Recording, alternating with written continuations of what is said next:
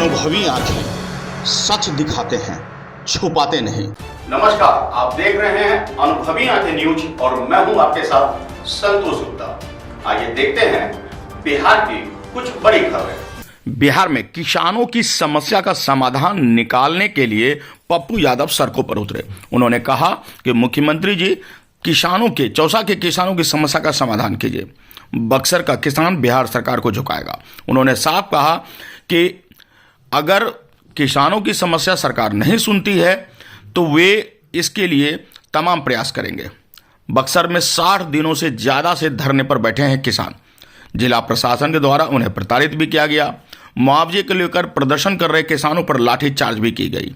300 से अधिक किसानों पर मुकदमे किए गए, जो अमानवीय है। पहले तो एक बात सवाल है कि पॉलिसी क्या होगी फैक्ट्री आने का। एक तो किसान अब बचे नहीं, बटेदार है, दयारी मजदूर है, बंधुआ मजदूर है। 2 बीघा, 1 बीघा, 1.5 बीघा, 1 कट्ठा, 1.25 कट्ठा, 10-20 बीघा वाले जमीन वाले अब लोग नहीं है। पहले तो हमको यह समझना होगा कि जहां से आप जिंदगी बिहार का बनाना चाहते हैं वहां सबसे पहले लैंड पॉलिसी को चेंज करना पड़ेगा। सबसे ज्यादा प्रॉब्लम बिहार में जमीन अधिग्रहण है और वो यदि केंद्र सरकार हमें मुआवजा नहीं देती है तो बिहार सरकार को पॉलिसी चेंज करनी चाहिए। एक दूसरी चीज, टैक्सेस में बिहार सरकार को कंप्लीट रूप से अपने पॉलिसी को लूजर करनी चाहिए। टैक्सेस हमारे इतने हैं और उसके बाद जो टैक्स है, बिजली टैक्स, रोड टैक्स, गुंडा टैक्स, नेता tax, mafia tax, income tax, sale tax, मतलब इतना टैक्स है कि पूरे भारत की एक भी फैक्ट्री बिहार आना नहीं चाहती है। 14-15 सालों में, 20 सालों से अभी तक सरकार डबल इंजन की थी, एक पूंजी निवेश नहीं हुआ। सर किसको बोलेंगे? बिहार की जीडीपी का पैसा नहीं मिलता। किसानों को यदि आप 36 लाख 46 लाख रुपया बीघा आपने किया तो 24 लाख मुआवजा पर कैसे अरे? किसानों को आप रोजगार देने की बात की है कि हम यहाँ के लोकल लोगों को रोजगार देंगे। आप टेक्निकल लोगों को बाहर से लाइए, लेकिन जो वेंडर है, गेट पर है, लेबर है या वह तो आपको। और इस इलाके में जो किसान जिसके बच्चे कंप्लीट रूप से टेक्नीशियन है, कंप्लीट रूप से वो एक बेहतर पढ़ाई करके बैठा है, तो उसको आप रोजगार में प्राथमिकता दीजिए। आप दुनिया में बाहर से उठा के ले आइएगा। पप्पू यादव को नहीं आप देख रहे हैं।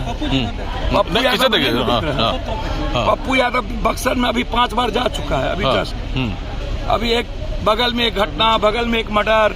मगर बताया जा रहा है कि सीओ जो है वो, अरे बोलने दो सर, मैं पहले उनसे न पूछिए।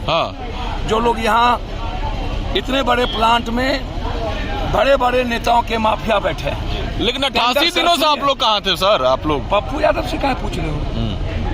आप अपने नेता से, अपने प्राइम मिनिस्टर, मुख्यमंत्री से और अपने MP MLA से न पूछिए। पप्पू यादव से आपको पूछने का राइट है क्या? पप्पू यादव तो हर दिन बक्सर में 7 बार अभी मर्डर में आया हुआ है। सर किसान कह रहे हैं कि अभी मैं वही बात कर रहा हूँ। बोलने दो यार। मैं तो लगातार इन सवालों को लेकर के, आप अभी बगल में एक बड़ी घटना घटी, इन सवालों को लेकर के लगातार हम बिहार के फार्मर्स के इशू पर जब पूरा देश 9 महीना बैठा हुआ था, तो ये 9 महीना सबसे पहले बिहार से एक ही आवाज था, पप्पू यादव। जब MSP की बात थी तो पप्पू यादव। जब किसको दोषी मानते हैं सर? किसको दोषी मानते हैं आप इस पूरे मामले में? सर इसमें हिस्सेदार बराबर के। यदि मुआवजा हमें नहीं मिली तो सरकार को लिटिगेशन बढ़ाने का मतलब क्या था? और जब मुआवजा आप तय कर लिए, सही कह रहा है किसान, हमको वर्तमान में जो जमीन का, जो यहाँ के, जो आप जिस वक्त हमारी जमीन आपने लिया और जिस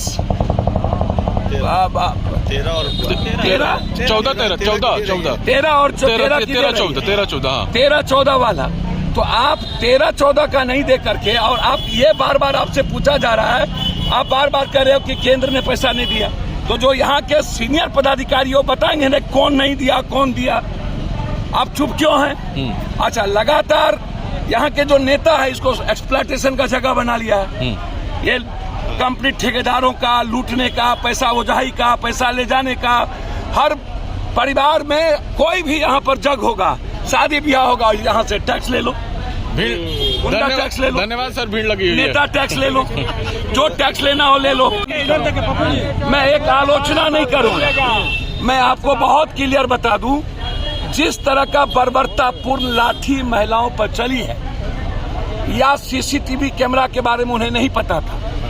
उस थाना प्रभारी ने जितने दिन यहाँ बिना पद के रहकर पैसा उगाही कर, पैसा ले करके जिस तरीके से माफिया और प्लांट के जो ऑर्गेनाइजर हैं उसके साथ खड़े हो करके किसानों पर दमन किया है, उसकी नौकरी बर्खास्त हो। ठेकेदारी भी चल रही थी क्या? ठेकेदारी, हाँ भाई ठेकेदारी तो ठेकेदारी से बड़का यहाँ तो सवारा माफिया बैठल है, और सब नेता का रिश्तेदार और पदाधिकारी का रिश्तेदार ठेकेदारी कर रहा है। क्या कार्रवाई होनी सर बर्खास्त करनी चाहिए, FIR लॉन्च होनी चाहिए। महिला सशक्तिकरण यही है। तो केवल पुलिस वालों उन पर जो आदेश दिए हैं वो उनको प्रशासनिक अधिकारी क्यों बच रहे हैं? मैंने कहा थाना प्रभारी आदेश जिसने दिया, क्या लिखित आदेश दिया था? क्या लिखित ऑर्डर है? मार कौन रहे हैं? जितने पदाधिकारी मार है वो, और जिन लोगों ने जो सिविल कर्मचारी है वो, तो सिविल कलेक्टर क्या कर रहे थे इतने दिनों से, जो 80 दिनों से मामले को लिटिगेशन करवाए जा रहे थे। तो कार्रवाई कंप्लीट रूप से, और मैं बार बार कह रहा हूं कि कभी BSSC पर लड़ाई, हम अभी लाठी हम पर चली, अभी अमीन वाले में, LRC वाले में लाठी पप्पू यादव पर चली, पटना में अभी जो धरना हुआ अमीन वाला उस पर पप्पू यादव को आपने गिरफ्तार किया। लगातार कभी रोजगार के लिए, कभी किसान के लिए लाठी। तो ये नहीं चलेगा, इसकी पूरी जांच CID से हो, और जो जो पदाधिकारी इसमें इन्वॉल्व है वो सब के सब उस पर FIR हो, उसका सस्पेंशन हो, चाहे कोई पदाधिकारी हो। और किसान जिस अधिकार की बात 13-14 की कर रहा है, मुआवजा किसान को उसी 13-14 के आधार पर हो। और जो बाजार बनाने की बात थी, लोकल रोजगार देने की बात थी, और इस इलाके को डेवलप करने की बात थी, प्लांट उस पर अमल करे, और सरकार इसमें समझौता करके किसान को अविलंब मुआवजा दे, ताकि किसान और जो केस हुए हैं दमन किसान पर, वो केस किसान से उठाए। धन्यवाद। पप्पू यादव ने कहा कि जहां बक्सर के किसान सरकार को अपनी मांगों के लिए झुकाएंगे, तो वहीं उन्होंने कहा कि चौसा में आखिर जन अधिकार पार्टी किसानों के आंदोलन के साथ समर्थन करती है।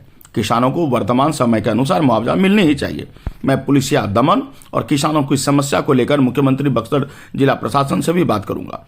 बक्सर का थानेदार प्लांट के मालिक के साथ मिलकर आंदोलनरत किसानों पर बर्बरता से महिलाओं पर लाठीचार्ज कर रहे हैं, यह बेहद शोचनीय और दयनीय है। उन्होंने कहा कि ऐसे थाना प्रभारी को तत्काल ही निलंबित किया जाना चाहिए। बहरहाल आपको बता दें कि पप्पू यादव सड़कों पर उतरे हैं और किसानों के साथ समर्थन में खड़े हो गए हैं। उन्होंने कहा कि किसानों की आवाज किसी भी स्तर पर दबनी नहीं चाहिए। बक्सर से लौटकर अजय गुप्ता की रिपोर्ट। तो आज के लिए इतना ही। हमारे साथ बने रहिए और खुद को रखें अपडेट। तो देखते रहें अनुभवी आंखें न्यूज, और हाँ, पढ़िए भी अनुभवी आंखें अखबार। हमारे वॉलंटियर सदस्य बनिए और आधार कार्ड, वोटर कार्ड की फोटो कॉपी भेजते हुए हमें इस नंबर पर कॉल कीजिए 8826227802। लाइक और सब्सक्राइब करना ना भूलें दोस्तों।